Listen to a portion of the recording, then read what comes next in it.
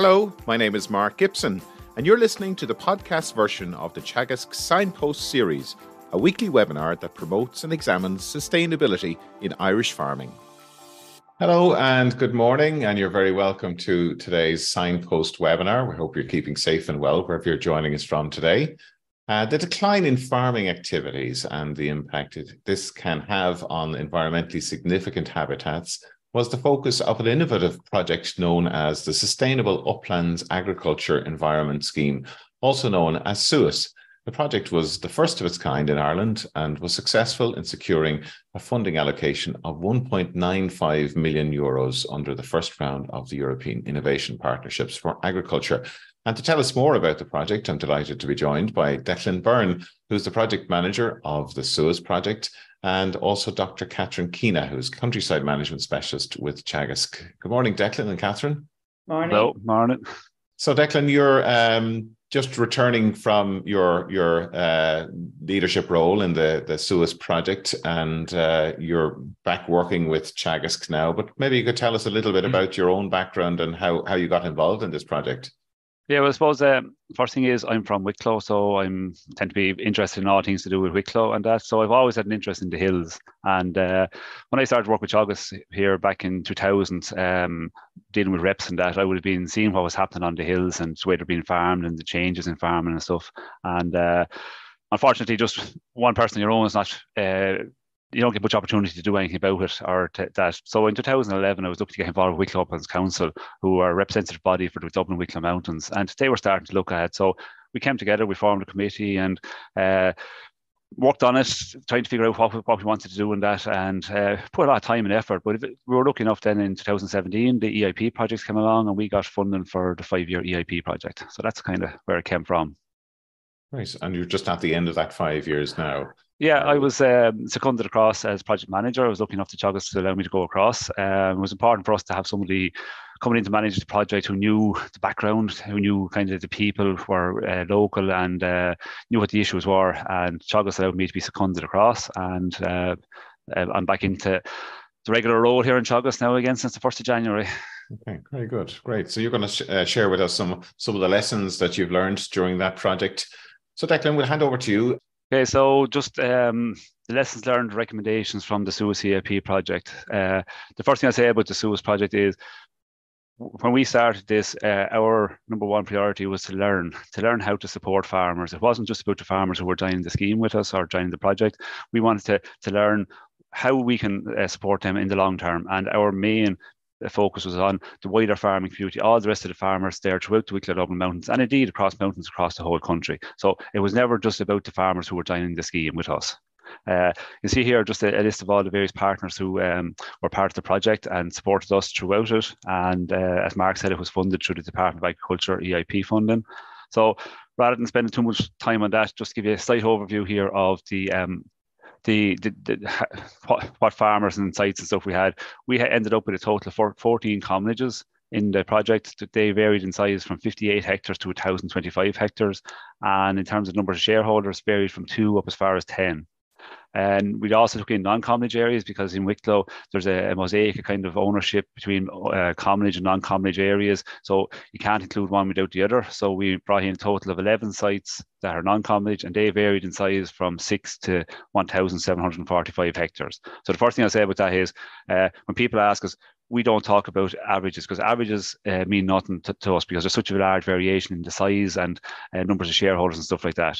Just in terms of the total numbers of farmers that were involved, we had a total of 7,143 hectares in the project at the end and a total of 75 farmers involved with us. So just to move on then about, I suppose, what are our innovations and what do we do? At the start, we didn't really know what we were doing. We kind of had ideas of what we wanted to do. So our theory was that, look, we'd try something, we'd learn from that and we'd move on. So what we did was we took the farmers in over 3 phases. Starting in 2018, we took in 3 colleges and 1 non-college area.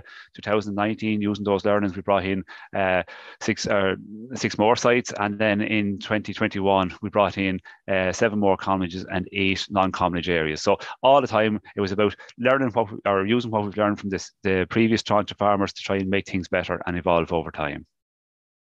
So I suppose the first thing I have to talk about is the commonage groups. That was the most innovative part of our project. And what it was is, or what basically, if we're dealing with people on commonage, most of you know what commonages are. There's more than one person farm in the same area. And we've tried since 1994 when reps first came out to get a handle on how we manage these and work with farmers.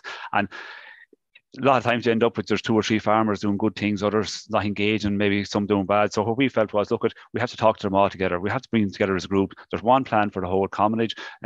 They all sign up to it. They all agree by it. So what we did was we formed these groups. Now, they were kind of formal groups. We sat down with them. We talked about the formal groups, and each one of them formed their own constitution. Now, basically, the constitution, it's a list of rules of how they operate. So what we wanted was that they would be able to have these conversations, would be able to deal with issues and stuff like that. Because if we just sat down some night, got them all signed a form, our fear was that the first time something complicated come along, they'd all just walk away from it and that. So this constitution contains rules and regulations of how they have discussions, how to make decisions and stuff like that. And I have to say that for me, it was a massive learning. We brought in an outside facilitator to help us at the start, and the first group that came in, really, they were kind of guinea pigs, I suppose. But what happened over time was we improved the process, and at the end of the third tranche there in 2021, we have developed a step-by-step guide now on how to form these commonage groups and how to put them together. Now, in terms of how do they operate, for me, it was brilliant because I could bring all the farmers in the commonage together. We sat down, we talked about what should be in the management plans, what's stocking is happening in the hills. So they, as a group, figure or agreed among themselves, and there was one plan. The other thing that they did then was they, as a group, they were responsible for delivering it. So if there was work to be done on it, they had to sort it out among themselves. So it was almost like dealing with one individual person. So the whole most of those problems associated with commonage, when they all come together, that was made life easy for doing the planning and that. Now, I thought it was a great success, obviously, but what did the farmers themselves think? And for me, we had a training event last November with some of the farmers, and we asked them themselves, and I was delighted to see coming back in. Look, the vast majority of them said that, look, these commonage groups do have a role in future commonage management, and also that they do have a role in agri-environmental schemes. So that, for me, shows the positivity from the farmers and that they really bought into them. One question I constantly get asked is, what's the minimum number of shareholders? And I'm not going to sit here and give you out a magic figure, a percentage on that, because once somebody puts a figure on this, first thing, people are going to start trying to knock it and say, come up with all sorts of anomalies and different things in different areas to try and drag it down. So the definition that we worked off of was, it's the minimum number of shareholders who can actually deliver on any management plans agreed. So that some sites that could be 2, in some sites that could be 10, or it could be 20. But if they have enough of the shareholders with them that they can do what they say they were going to do, that's enough for me. Now, I know for fitting into department schemes and stuff, maybe it's a little bit vague, but from a practical point of view, that's what we want. Just recommendations then from our experience through the SUAS project. Where do we go? I would say that the commonage groups should be supported through the cooperation projects. They have facilities within their budgets and that to support these. And it gives us a way to build them up and spread them out. It should be done on a voluntary basis because, look, they're very new. A lot of people don't know much about them. Also, they should be linked to development management plans and used for grazing management, because there's no point setting up a group just for the sake of setting it up, because it's nothing to do and it's just a waste of time. But if you give that group something to do, like the management plans, or agreeing how they're going to manage the grazing and stuff like that, and support them. What's the benefit of doing that? Well, I suppose, number one, we want to build confidence among farmers of these commonage groups, because it's easy for me here in Wicklow and Dublin Mountains. All the farmers have heard about them. They probably all know somebody who's in one somewhere or other, and there's a great acceptance of it. But I know that if you go down to Kerry or Mayo or Donegal, you're not going to get the same thing. They're hearing about these things happening over in the east of the country. So if we could get a number of these through the cooperation projects set up in the different mountain ranges, as I say, it will build confidence among the farmers in those areas to see what they're like in that. And also we have to build capacity among advisors to be able to set these up and manage these and support these groups going forward. And by the next RDP programme, hopefully we will be in a position that they will be widely distributed around the whole country. Just moving on then about habitat condition, I suppose we can't talk about the uplands without talking about the actual habitats. And look, we went out there, we found some great things with some very good quality habitats and that. And just there last September, Faith Wilson, our ecologist, we were up in Granamore, and we had the first recording of bog rosemary in Wicklow. So it's nice to see new things and that coming up. So look, there are lots of good things up there. Obviously, if there wasn't something wrong, we wouldn't be having an EIP project. So there's areas, was the one more common within Wicklow and the Eastern Country is this undergrazing, tall, leggy heather over vast areas. And then we have the other ones. We have gorse, we have erosion there around walking tracks and bits of erosion there as well. We have the bracken issue. So look, there are issues. One of the ones both maybe people weren't as aware of was this erosion. We have huge areas of erosion, and these are fairly dramatic pictures and that when you see them, like the bare peat and that, but we actually also have an awful lot of other areas which are in danger of becoming coming into this stage unless there's something done with them on a lot of our summits and peaks and that. So quite a lot of issues there. How do we look at these habitats? Well, our ecologist Faith Wilson, she came on board and she assessed them for us using the faucet method. And it's a simple three-step or assessment. Green there is favourable condition, the orangey colour is unfavourable, inadequate, and red is bad. So this would be fairly typical of what we found on most of our sites. There's some good things, an awful lot of things are fairly not too bad, and some very bad things. And bar one site, I think it was all in good condition, but the rest of them would have a mix of all of these. One of the other things that we did find now, and it was kind of a little bit kind of surprising to a lot of people, is there's two actual sites that's in SUAS Project there.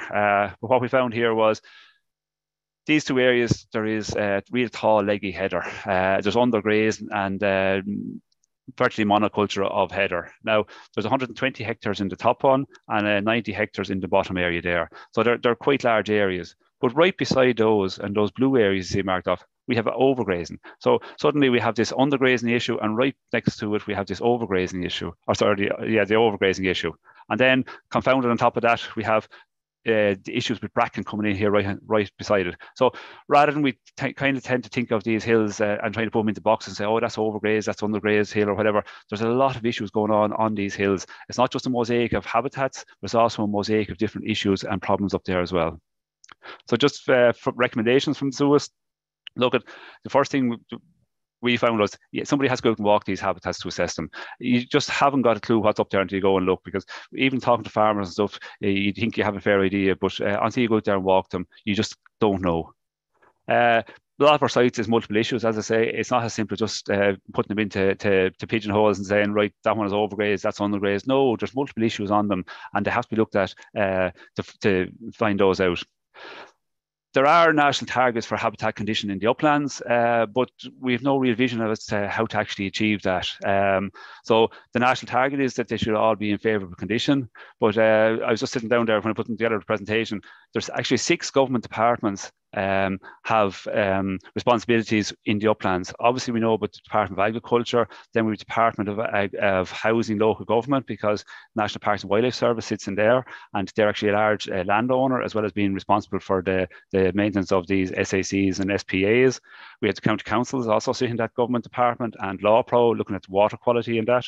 Then we have other departments like the Department of Tourism, Arts, Culture and Sport, because it's a major tourist attraction, and we have those sporting and recreational groups up there. The Department of Rural and Community Affairs, the Department of Health, and obviously the Department of Environment from carbon sequestration. So look at, we need them all to sit down. There's no point in one sitting down pointing fingers at the other.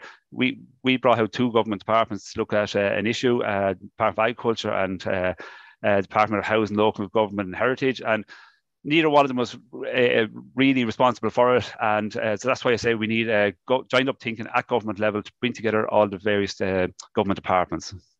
This has to be done at landscape level, because these issues occur over large areas. Wildlife move over areas. There's no fences right up there, so livestock and that move, and the issues cover multiple areas as well. Okay, so just in terms of the management of the habitats, just a few points on that. The 2 main issues that determine what the conditions of the habitat are is inappropriate burning and grazing management. Now, inappropriate burning, I hadn't planned to say a huge amount about it, but just after the fires during the week, I said I can't ignore it. The first thing I'll say about this is I'm not just talking about one fire on a site. This is fires which are going on over the past 20, 100, or maybe even more than that years ago. I was quite disappointed on Wednesday to hear government ministers and various spokespeople coming out talking about, oh, we're into the bird nesting season now, so burning has to stop, and anybody who burns after now, it's illegal, and you're going to be losing money and your agri payments and all the rest.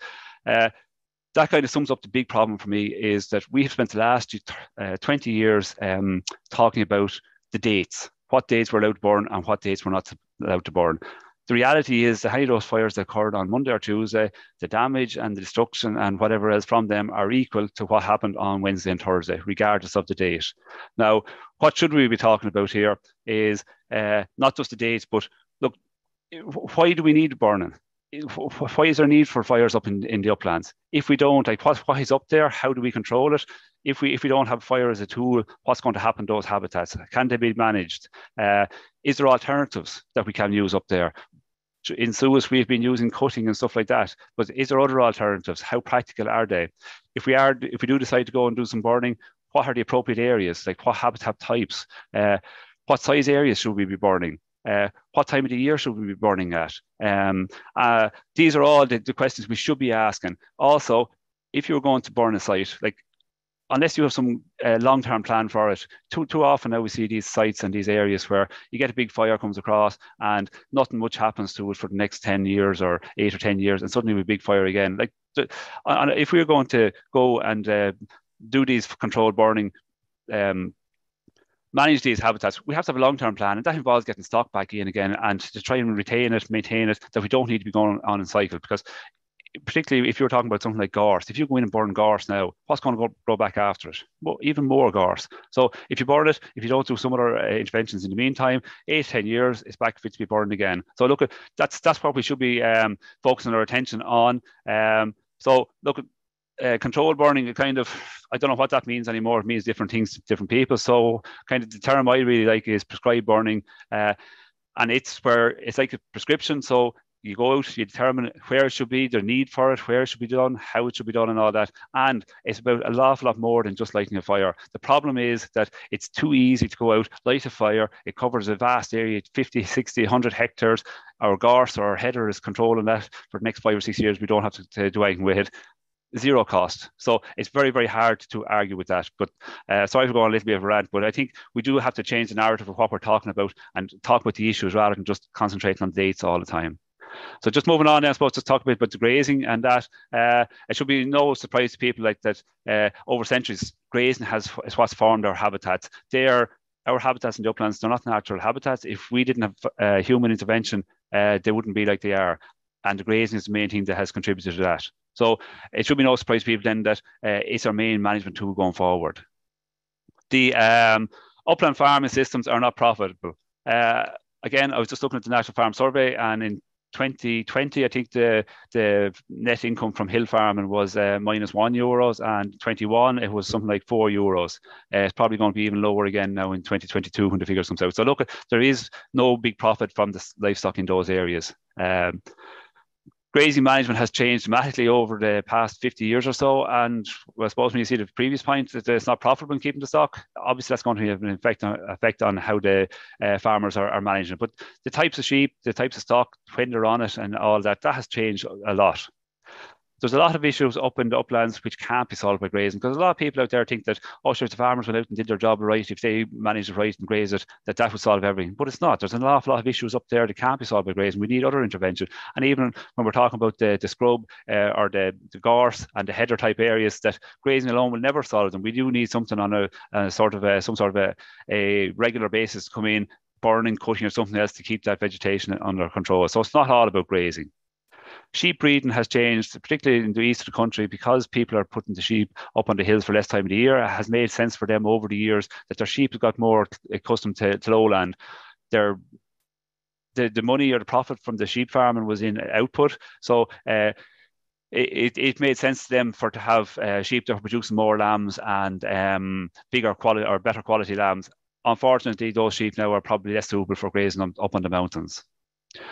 Cattle and horses have virtually disappeared off most of the hills. We did reintroduce cattle on a number of sites and that, and our ecologist looking at it, she thought that they were doing great work in terms of they provide different type of grazing and walking and trampling, and they were doing a great job for managing the habitats. Just in terms of This is a general grazing pattern for most of our hills here in the east, and most of the year here you see there's very little stock on it. The middle of the summer there's way too many stock on it here in this July, August, September period, and nothing on it for the rest of the year. And that has implications for what type of vegetation and what areas of the hills that the sheep and that are grazing. So in terms of recommendations then, I suppose I have kind of summed it up into 4 key areas that we need to get right for our upland grazing, kind of the 4 R's I was calling them. The first thing is the right type of stock, and I suppose number 1 priority here, we have to have animals that will survive and thrive on the hill. Like there's no point putting big soft lowland sheep up on the hill that's going to die up there, so they have to be the right type of stock. Second thing is animals that will provide the right type of grazing, whether that be cattle or sheep or horses, whatever the habitat needs. If we have something like Molinia, that sheep don't graze it terribly well, whereas if we can get cattle into those type of areas, they'll do a much better job. Stock that can contribute to a viable farm income. Look, I've said that they're not very profitable, this hill sheep or hill farming enterprises, but we still need to be able to do them as efficiently as possible. The right numbers of stock, again, this is a very difficult one to get right, and hand on heart, I'd say I can't tell you what the right number of sheep for any hill is. How do we know? In the past, we tried to do is sitting down looking at maps based on habitats types and stuff like that, but what we found is the most practical way of figuring it out is we went out with our ecologists, we looked at the hill, we looked at all the different areas of it, what condition it's in, and depending on what the issues are up there, then how do we move from there? So is this hill undergrazed? Then we know we need to increase our grazing. Is it overgrazed, or is it being grazed the wrong time of the year? So it's something just go out there to look ahead and then to try to manage or move forward from there. In order to do that, we need to know what's happening up there at the minute. And too often in the past, when farmers are producing records and stuff like that, it ends up that farmers just put in what they were supposed to do. So we don't really know what's happening up on the hills. So figure out what's happening at the minute and then try and move from there. The right time of the year is very, very important, and it's a big issue for us because the reality is the stock eat different things at different times of the year. If we have sheep up there on the hills in the early part of the summer or the late part of winter after Christmas and that, they really eat that tougher course of vegetation like heather and that, mainly because there's nothing else up there, but also after frost and stuff, it does become a bit more palatable. Late summer, the middle to late summer, they go and they'll eat the grassy areas, and they'll die on those grassy areas. They'll graze them out of root without ever moving into the other areas around them. So the time of the year that the sheep are on the, or the stock are on the hill does determine what they're going to eat. Also, if we want them to graze up Molinia, we do need to have them up there in the early part of the summer before it gets too tough. The final R here is the right areas of the hills, and I showed you that slide there earlier where we had both overgrazing and undergrazing on the same hills.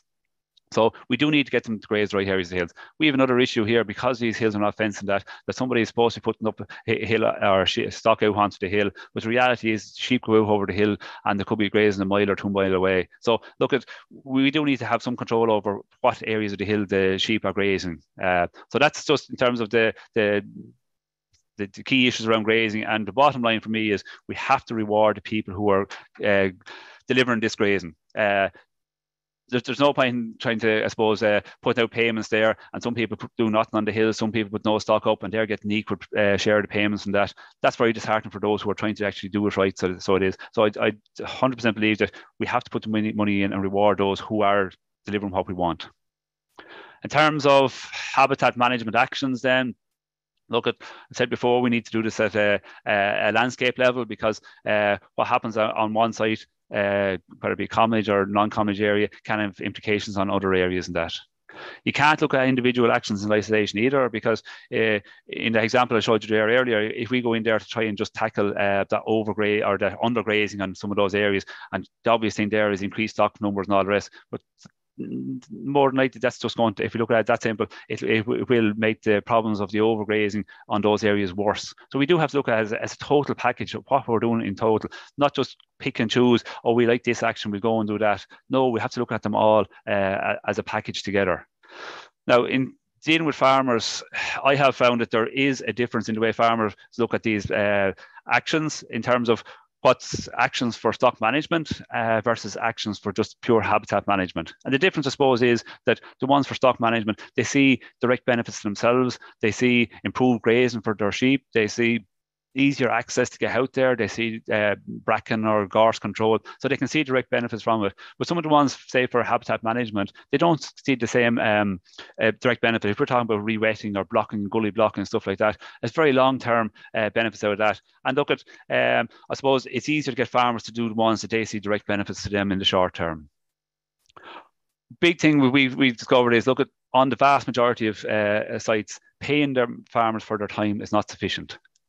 So some places it is, but the vast majority is not. So just because we have a good payment rate there for farmers to go out in the hill and do stuff, the people who we are looking to go up to the mountains to actually carry out this work, what we find is that most of them are either working full-time or part-time off farm, or if not, they have enough work going on in the lowland areas. So as I say, they're probably giving up time, or they're giving up income in their employment to go up on the hills. So just paying them for it is not sufficient incentive enough. We do have a need for specialised contractors, because look, there's certain things that farmers are unable or maybe not willing to do up on the hills. I'm thinking there in terms of things like spraying bracken, or even cutting or mulching heather and gorse and stuff like that. And we do need to have some sort of specialist contractors, and we should be supporting that, because if we think of it in a lowland setting, if a farmer wants to cut silage, he doesn't have a mower, he doesn't have a bale or whatever. So what does he do? He goes and gets a contractor to do it. And it's the same up in the uplands. So what we should be looking at up here is, what does the hills need? What actions do we need to be carried out? Okay, if the farmer can't carry them out himself or herself, well, then we have these contractors the farmer can hire in to do that work for them. We need to develop 10 to 15-year management plans. I know our RDP programs are short-term, and we tend to end up with 5-year agri-environmental schemes and that, but it doesn't matter. We need to be looking at the management in the uplands in terms of at least 10 to 15 years, because things happen slowly, and we don't want to rush things up there. Just to kind of give you a little bit of an example here, this is the site I showed you earlier with that overgrazing and undergrazing issue. There was an aerial photograph taken in 2016. You can see these little cuts up here. They were actually done in the spring of 2016 because we had planned to do a controlled burning workshop up there. And the workshop went ahead, but there was snow on the ground and it was lashing rain, so we didn't get any burning done. But that's when the cuts was done.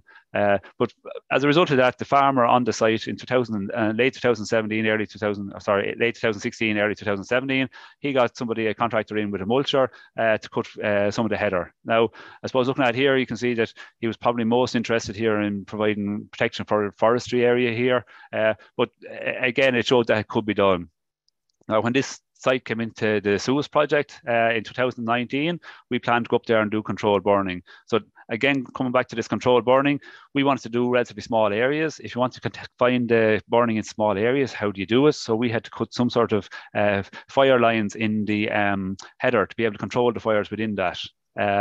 Another point here, just I suppose learning from the lessons of what happened here with the cutting. When these areas were cut, as they started to recover, the sheep were all sucked into those areas, and there was massive overgrazing, and it took a long time for those areas to recover. So rather than say starting at one corner here and working our way out the mountain, what we wanted to do with the controlled burning and the management was spread it out throughout the whole area of the tall vegetation, so that we keep the stock going through it. We did get a bit of controlled burning done here in 2019, but 2020 proved a very difficult spring. We didn't get any done, but we were so impressed with the way the cutting had worked out that we got a bit more cutting done here in 2020. And again, as time went by in 21 and 22, we got more cutting and a few more bits of burning. And again, it's just to kind of show you that, look, it's what happens over time. We're not going to go up there in the mountain and solve all our problems one day. We tend to think as lowland farmers now. We think of, if we have a field of grass and it's gone bad, it's not producing, we go in, we spray off the whole field, we plough, till it, and solve all our problems in one day. But up in the uplands, look, it's appropriate that we should be doing it over time, because as we do the different cutting at the different times, that will give us a mosaic of different age headers and different structure and that over time. So look at long term, think long term, not it's different to lowlands, and at least 10 to 15 years for our plans. This is just another area, and again, it's a different way to approach the issues. This is a really rocky area, it's very steep here, and it runs down here to forestry. And the farmers on this, they approached us to said, oh, they were very worried about fires and stuff like that. So could they put in a fire break along here, that if there was a fire broke out, that would protect the forestry here just underneath it. Now, I'll be honest, when people start talking about fire breaks, for me, that rings alarm bells, because a lot of the times I think that if we go and put in fire breaks, it just makes it easier to go out and do the burning. So we talked to them, and we came up with a kind of a different solution. And what we said was, rather than spending the money here on the fire break, we spend an equivalent amount of money going in to do some cutting on the hill. So what we did was we got in a team of contractors with brush cutters, and they went around and started cutting out patches of the header. Again, it worked very, very well, and we brought them back again. So we've actually even more done. Now, in terms of fire, what is that doing for it? Well, I suppose the first thing is it's reducing the fire load here, because it's cutting down the vegetation. So it's reducing that. The second and most important thing that does here is it reduces the pressure on people going up there to burn that, because suddenly we have work going on. Farmers can see that there is going to be some vegetation coming back on it. And if we continue this over the next number of years, over the next 5-10 years, keep getting bits done, there's no need for farmers to go up and light it. So on one hand, we're reducing the intensity of fire if it does come along, but the big thing is we're reducing the pressure on people to go up there and light those fires. Okay, so just I suppose recommendations then. Look, at farmers need to be involved in developing plans. We need to talk to them. One of the big things all the farmers came back to us in the SUAS to say was that they were delighted to be able to that somebody came and asked them, and they were able to say, have an input into their plans. I'm not saying that they changed what we were doing or anything else, but they would really, really appreciate being asked about it. We need an incentive to farmers to carry out the actions. As I said earlier, that the paying them for doing the actions alone is not sufficient, that we need something more than that. We need to support farmers to carry out the work, and that's not just about in terms of money. It's not all about financial. We need people to be able to talk to them, to advise them on what to carry out as well. And for me, this is one of the big things that kind of shouldn't be overlooked. You do actually need somebody to follow up to make sure agreed actions are actually carried out. Now, we're all busy, like farmers, no different than anybody else. And it's one thing to sit down and drop a plan and put a number of things on it. But the year kind of tends to slip by quickly. And what I found was, and talking to some of the other projects is similar, that you do need someone to give them a ring, say, look at what's happening here, where are we at it? Sometimes on individual sites, you get 1 or 2 people who are very enthusiastic and they'll do it themselves. But you do have to have somebody to follow up just to make sure that those are all being actually carried out. Just a small note here on habitat score payments, because look, within acres, that's the main new method of calculating payments and stuff. We introduced it in 2020 because we saw a need for it. I'm not saying that our score system was correct or anything, but it served the purpose for us. When we think about habitat scores, I suppose we think about a score over a whole site. Now, this is just one of our sites that we have. There's 370 hectares in it, and using our scoring system now, it's not like the acres one or anything, but we came up with an average score at 3.25, and it's all the same. Now, my fear with that is it hides so much underneath. When we actually did it, we broke the scores down and we scored individual areas like separately. So as you can see straight off here, the green areas are good areas, the brown and orange areas are kind of in between, and red areas. So look, if we apply a single score over a whole site, we can mask all those other things within that, both the good things and the bad things. So just want to be wary of that. A few other just comments, I suppose, about the habitat score payments and our experience of them. We need to reward people who are delivering the management on the commonages. And I said it earlier there, just in terms of the grazing, that the people who are going up and doing it, doing the work, if they see other farmers who are not doing anything, they're not putting any stock to the hills, they're not contributing anything, and they're still getting paid for the hills. And it was a big issue we found on a couple of sites where there was people sitting back, they were getting big payments out of it and doing nothing. So within the SUAS project, we went and we asked those commonage farmers, particularly a problem on the commonages, but we asked the commonage farmers themselves to come up with it. How do we divide out the money? Not one of them come back with the solution to say it should be based on what area you're putting on your BPS farms. Now, I know it's a little bit more complicated and it's hard to come up with one right answer for every commonage in the whole country, but I think that there is scope there to go to talk to farmers and to work towards getting a better system of payment. As I say, it's about rewarding the people who do what you want or deliver what you want them to deliver. Obviously, I suppose people are well used to hearing this one now. Once you start capping payments, you remove incentives. So if there's no chance to get any more payments, people are not going to move. This is one thing that we had discussed in our operation group, and we didn't all necessarily come to the same come to agreement on it, and that's fine. My personal thoughts on it is that we have national targets that our uplands should be in favourable condition. So I think that favourable condition should be the minimum target for all our agri-environmental schemes. Now, it doesn't mean that they have to be in it going forward, but if habitats are in a condition below this, then it should be a basic requirement that they are working towards it. They are doing those actions that is going to deliver improvement. And what we found within the SUAS project, every single site we had did work to improve the quality of their site. It might have resulted in improved score payments, but we were all moving in the right direction because that was a basic requirement. And as I say, for me as project manager, I feel strongly on that. It's not everybody's opinion, though. One of the big questions I have about these habitat score payments and RBAPs is, how do we get from a habitat score to farmers actually delivering a management plan? Now, I'm sure that all the cooperation projects will come up with scorecards and they'll train people up, and it'll be no problem to go out and do very good and accurate scores for the hills and that. But how do we jump from there to farmers doing an actual plan? Who's going to go out there and meet the farmers? Who's going to sit down and talk to them and come up with these plans, and then keep an eye on to make sure all this work is done? I think we have this kind of notion that, sure, farmers will be getting increased score payments, so that they're going to be coming forward, they're going to be coming out of the woodwork looking to apply for these actions. I have to say, in my experience, no, we do need somebody sitting down there talking to the farmers and pushing them along and to get this work done.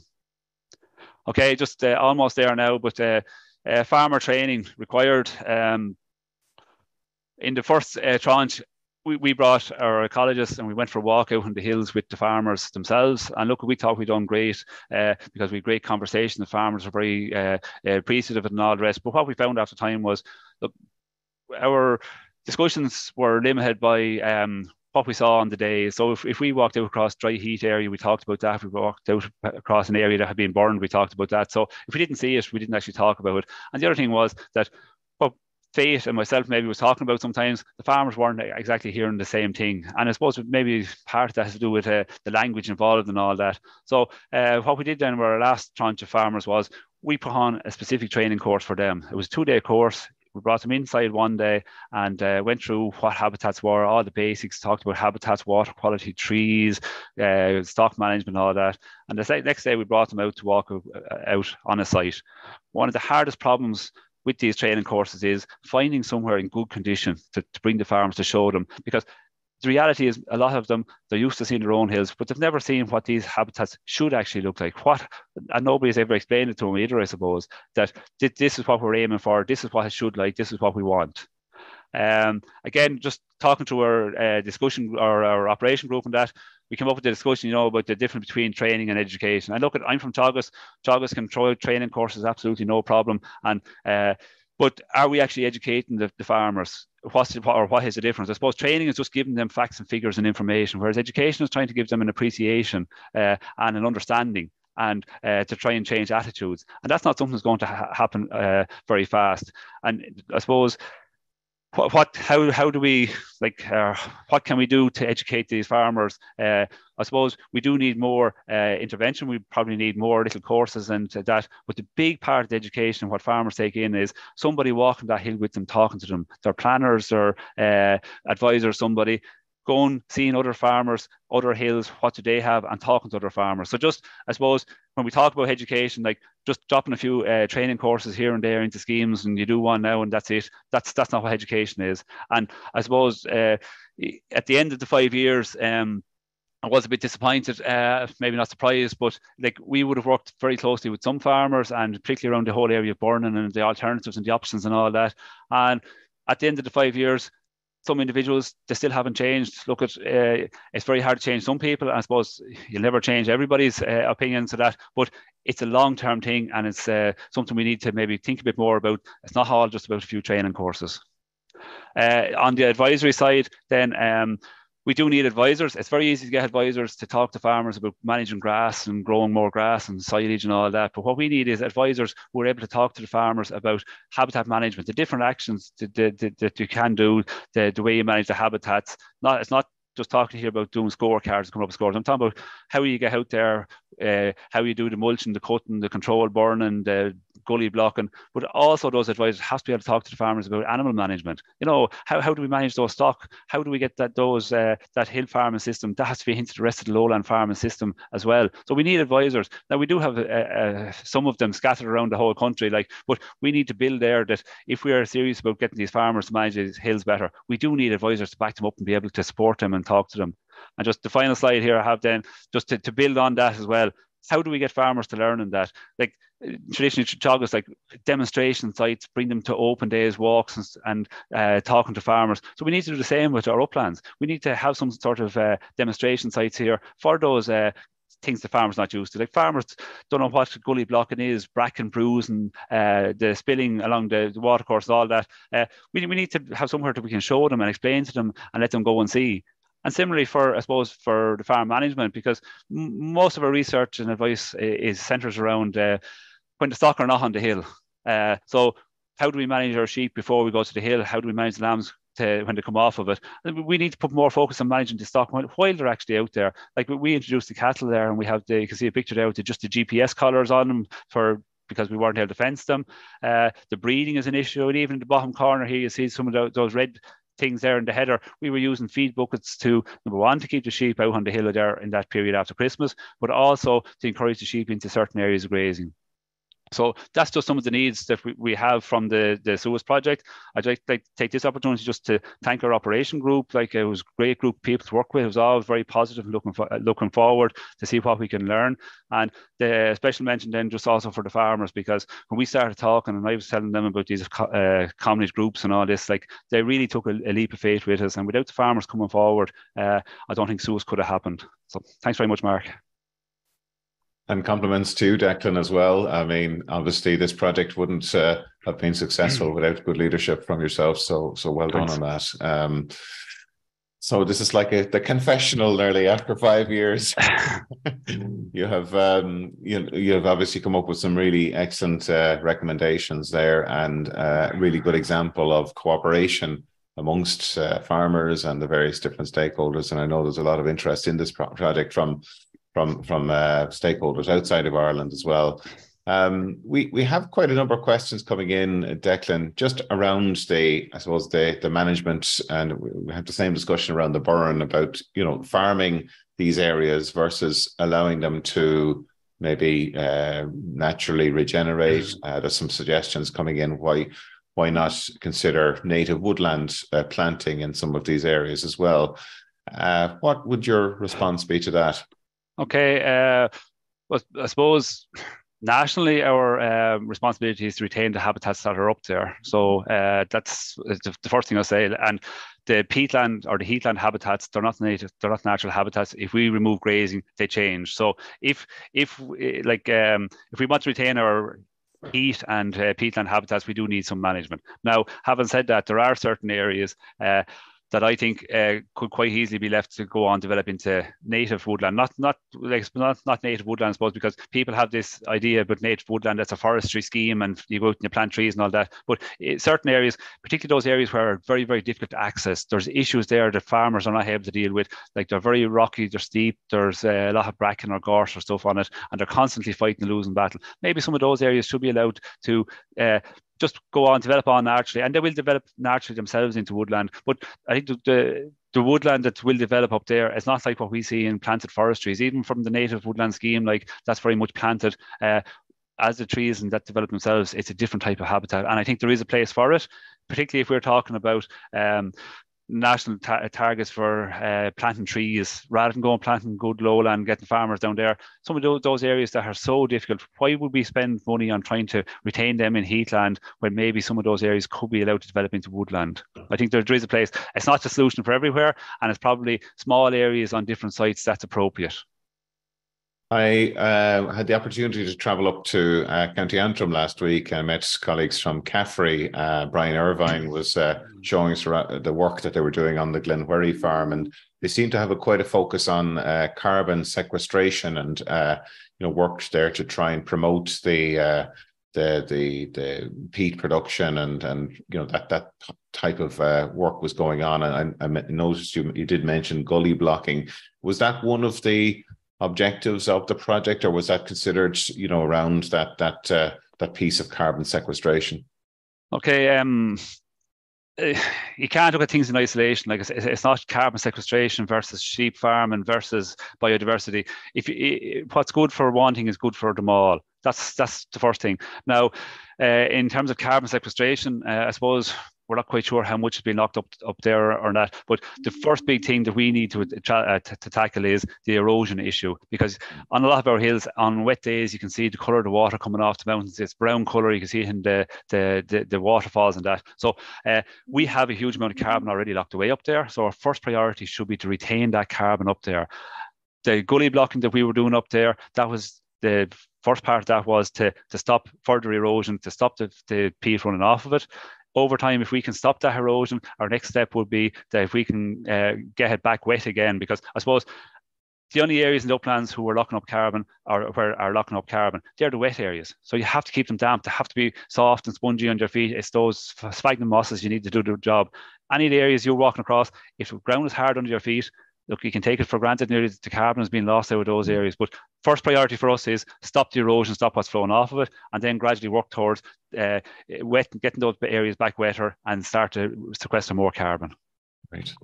Thanks, Declan. And we have obviously a huge amount of interest in this topic, judging by the numbers we have here today. Catherine, some really good questions coming in as well from the audience. Some very interesting ones, and you've covered the trees ones there. Do you have a view on who should lead on an upland strategy?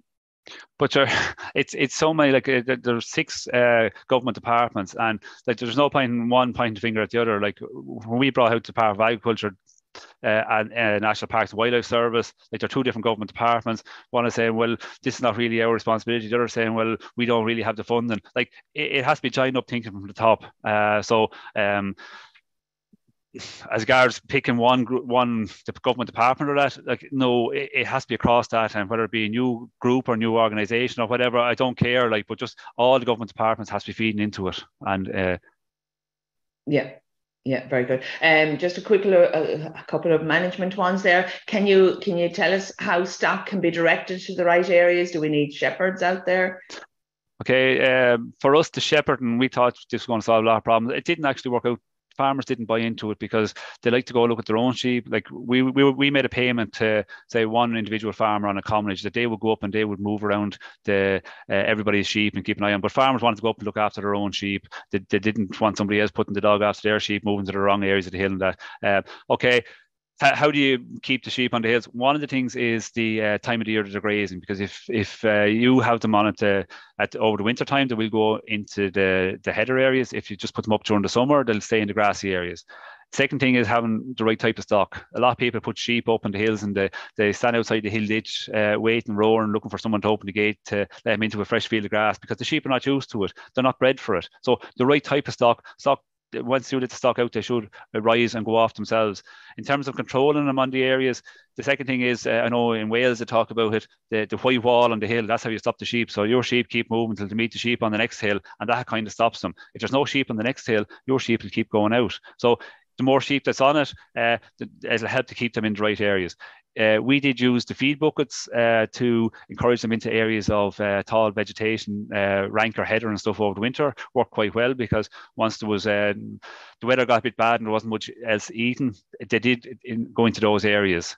And I suppose the other thing, in terms of the pictures I showed you there where we're doing the various cutting and that, we scattered the cutting right throughout the whole area, because if we had started at one corner and cut there and worked our way, as we think about in the lowland, you start from the bottom and you work your way up the whole hill, that we would have sucked sheep into those new areas that were cut as they were recovering. Whereas when we scattered those areas, cut areas right throughout the whole mountain, that's given little pockets of graze and fresh grazing to drag the sheep, to keep drawing them out into those areas. So there is various things like that you can do.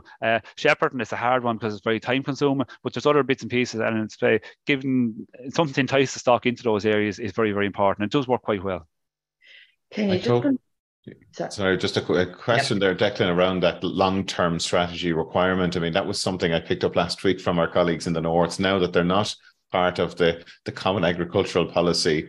It's sort of changing their mindset in terms of thinking beyond the 5-year cycle and how important that is. And there's a comment in here from a colleague in Connemara. She says, well done to Declan and the SUAS team. Really agree with the points on training versus education. Also the points on specialised contractors. This is the route we've taken in the North Connemara locally led agri-environmental scheme with regards to rhododendron control, because Declan is correct about paying for farmers' time not being enough. And she also totally agrees with and well done on a great scheme. So just, yeah, you know, there's a lot of I suppose concurrence there with your comments around that need for. So yeah, it's good to see those comments coming through. Yeah, and lots of positive feedback too, Declan. Just can you clarify when you talk about favourable condition, favourable for what? That's the faucet. That's the I suppose it's the international method of assessing the hills. I showed you the 3 colours. They're favourable, unfavourable, inadequate, and unfavourable bad. But I think it's favourable from a environment rather than favourable for farming. Is that? Yes, sorry, yeah. Yeah. No, that's it's just a term maybe that we're starting to use, aren't we? And it's not.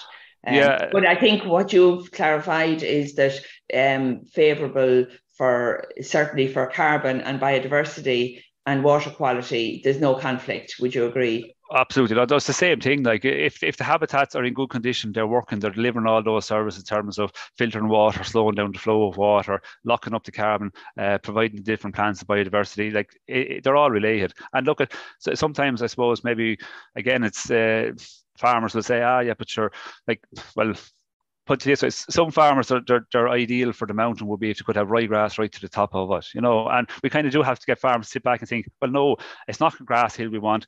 It is this mosaic, and this is the way it was managed years ago, and we need the right type of stock. You're not going to get big fat lamb off those hills there ready to sell in August into the factories and that. You know, you have to plan your stock and your farming system around what's on the mountain. We can't bend the mountain to suit our modern way of farming in terms of, as I say, big continental cattle and big ewes rearing 1.5 or 1.6 lambs to the ewe. We have to work with what's up there, and we have to make our systems work with the mountains rather than trying to make them work with us. Yeah. Have goats been considered? Is somebody suggesting here that goats can be useful where you've particularly dense scrub areas? Yeah, well, there's nothing wrong with goats, but again, if we say there's no income or there's little or no income from the sheep and the cattle up in the mountains, I think where are we going to get these goats and who's going to manage them and what sort of a market is there for goat meat and stuff like that? Absolutely, they can, but we do have to have some sort of a system in place to manage them, and there's no point just putting them out there for the sake of it. Like we do have to be producing something at the other end of it. So yeah, if somebody has a market for goats and that, and they can provide they can provide the management, absolutely no problem. They're using them up in Holt for the management of the Holt head there, the gorse and that, no problem. But we do need farm systems to be able to cater for them and farmers to look after them. Mm-hmm. And I suppose, Declan, that's where the favourable status for the environment long term is favourable for the production that's cost effective up there. You know, would that be? Yeah, look, I suppose. Right. Yeah, the hills are a completely different farming system. Now we for years in Wicklow, I know because I've been here, we had farmers trying to use the one type of stock to graze the hills and produce good quality stock on the lowland, and they ended up with a kind of a mix of both. An upland system, it is a low input, low output system. And what happened to us in the past, we were getting the low output from having the stock on the hills, and we're putting in major inputs, costing us a lot of money when it came down off the hills. Look, I really like, we have a few farmers now in Wicklow here, and they're going for split flocks, that they have a flock of sheep and their primary job is to go up there and graze the mountain and that, and they have a different type of sheep then they run on the lowland. Big lowland sheep that are going to give better crops of lambs. But the upland is a specific farming system, and we have to work within that system. We can't bend it, so we work with the land that's up there, and we have the right type of stock and system for it. Any comment on Millennia? We don't have huge issues of or with Millennia. Now, I will say sheep do eat Millennia. people tell you that they won't go near it. If the sheep is up on the hills, the biggest problem with Millennia is there's no stock on the hills at the time of the year that the Millennia is palatable. That's the early part of the summer, so that involves putting ewes and lambs or dry hogs and stuff up in the early part of the summer to have them there. As the Millennia grows, they will eat it. The other thing is the cattle. Cattle are doing a great job for us on one of our sites. Again, Faith, our ecologist, she was looking at where the cattle were going out through it. And we have to remember, I suppose, the cattle do two things. One is they graze it, but also they're big animals. They cut it up and little bits of poaching to help to open up for other other plants and stuff to get in. So we don't have a major problem, but I would look towards grazing is the first thing, or the main control we have, and sheep will, but definitely cattle do a great job on it. And just on that, any particular breed of cattle? There was work done in Scotland, and the best results they found on Millennia was from Charolais cattle, because they were the biggest and they were doing the most breaking up. Now, I can't imagine too many people putting big Charolais or Belgian blue cows on top of a mountain. So again, it comes back to the stock that will live up there and thrive up there. And we've used different breeds. I wasn't prescriptive with the farmers. When they asked me, I said, look, get something that won't die on it. That was the number one priority. And they're using different breeds, and it's whatever suits locally. At this stage now, we have a couple of people on one site now we have Millennia, and the farmers putting up dry suckler cows. He's autumn calving, and just there last year he started putting them up when they're dried off, putting them up there in the month of May, and we haven't seen a huge amount of results from it yet, but he only started there. But it's just the idea. So it doesn't matter what type of stock they are, as long as they live on it. That's the priority. Declan, we're coming close to the end of the webinar this morning, but I just want to ask you about the next steps for the SUAS project. And obviously you have accumulated a lot of knowledge and experience yourself over the past 5 years. Is there a risk that this could fall into a hiatus if there isn't a kind of rapid response now after the end of the project? Yeah, I suppose some people are saying, oh, it's pity SUAS finishing now and why can't we extend it out and all the rest. But no, look, the SUAS was a 5-year project. It was set up. Our purpose was to figure out how we can support farmers. We've got out there. I think we've delivered on everything we said we would find out, and probably more. So we have gathered together the experience, the learnings and stuff, and we've brought back these recommendations. Now, that's what we were supposed to do. We're delivering them back, and today's webinar is an excellent opportunity for me from SUAS to deliver those lessons. Now, okay, I suppose it goes back to the various other government departments to act on them, but like the SUAS project has delivered what it said it would. Mm-hmm. So what's the next step? So what's the next step you'd like to see happen? But people can talk about cooperation projects and good things and bad things, but the first thing I'll say about them is they're there for the next 5 years. Okay. Now there is scope probably within those projects for us for some of our learnings, particularly around the community groups and working with farmers and developing plans and stuff like that. It can be done through those cooperation projects, and it's not about reinventing the wheel. I know people, it's easy to knock all these schemes, but we should be trying to build what we have learned into the cooperation project, and then when the next scheme comes around, build further again on it. We're not going to solve it overnight, but the most important thing I think with any of these agri-environmental schemes is we have to get around the concept that we reward the farmers who's delivering the management that we want. They should be getting the money from it, and that's the most important thing I think going forward. Thanks, Declan. Catherine, any final comments? No, just the very positive comments, Declan, and for very honest and, addressing the issues, and so extremely positive. Thank you. Absolutely, yeah, Declan, huge amount of comments coming through to support the good work you're doing, and congratulate you on the really fantastic project. And as I said, there's lots of eyes looking at this project from afar, as well as a successful multi-actor project. So thanks for coming along this morning and sharing those lessons with us. And thanks very much. Thanks, Declan, and thanks, Catherine, for helping out with questions. Next week, we're going to be joined by Dr. Maeve Henshin from Teagasc, who is going to discuss the bovine project, which looks at solutions for sustainable beef farming. So do join us next Friday for our webinar next week. And until then, have a good weekend, and we will talk to you next week.